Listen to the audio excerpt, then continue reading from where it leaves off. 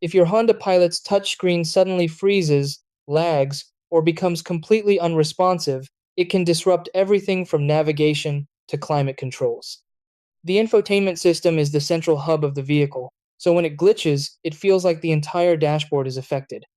Most freezing issues are caused by temporary software bugs, overheating, or outdated firmware.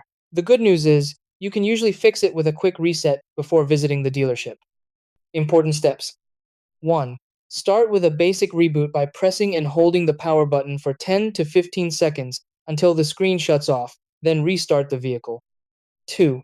If the screen remains unresponsive, press and hold the power button and volume knob together for about 20 to 30 seconds to force a hard reset. 3. For a full factory reset on 2019 and newer models, go to Settings, then System, and select Factory Reset, then confirm with your vehicle PIN. 4.